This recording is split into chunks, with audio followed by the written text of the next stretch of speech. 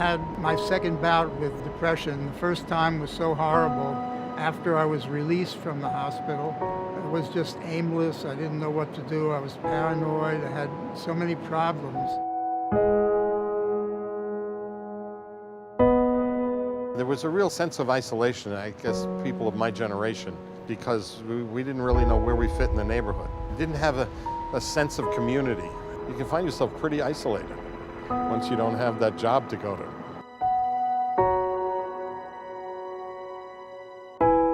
Joely was unable to read. There was one day that I remember that I told her to read with her cousin, and she said, "Crying, Mom, I don't know how to read." She felt frustrated, she felt depressed, and that made me feel extremely as a failure.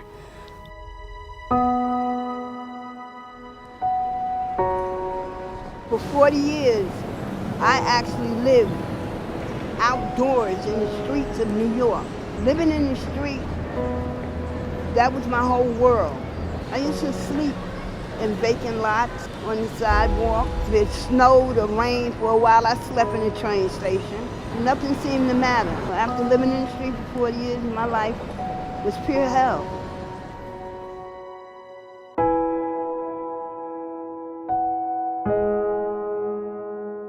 I was born in Hackensack, New Jersey. Came up with mom and dad. I mean, you know, I had a pretty decent life. I got into some trouble during my younger years. When you're on the streets, when you're under the bridge, when you're living in a park, when you're living in a tent, you're not a part of society. I was born and raised in Larchmont, New York. I went to college in Arizona State. I came here when I was 25 after I graduated, and I've been here ever since. I realized I was being worn down by this life that I was living, and I had to get off the street.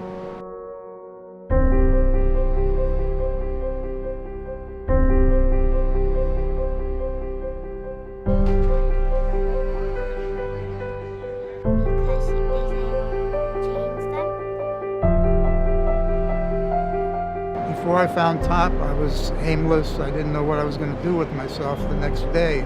You know, in my life, a sense of a community has always been important. I need friends. I need people to talk to. I need people with ideas. I have a place here that I can do all that, and it's very comforting. Before, when I was in first grade, I didn't really like reading because it was too hard for me. But now that I'm in third grade, I love reading. It's my favorite subject. Because of Goddard, now she's able to have enhanced her knowledge, her confidence, and also now she doesn't feel afraid anymore of reading.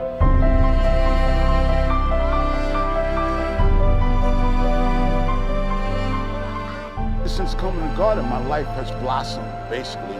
I came here, I got off the streets, I have a roof over my head, I got somewhere I can wash my clothes. It's really become my life, and put me back in connection with a whole generation of people I would have never known.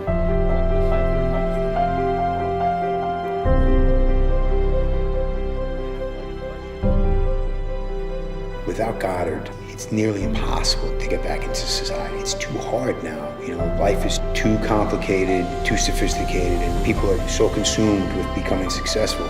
There's no time for you. Once you're on the street, you're on the street. Goddard took time out. And we said, okay, we can get you back into society. The thing about life, nobody's an island. You know, you could be as smart as you are, as strong as you are. You need other people's help. You know, and Capital Hall, Goddard Riverside, they give you the help that you need to get you to where you want to go.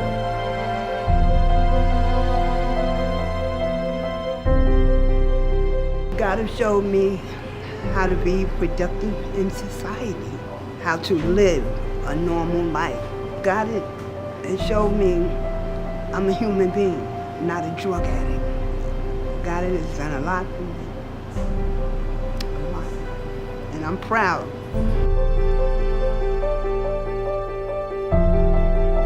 Goddard has definitely changed my life. This is the best thing ever happened to me.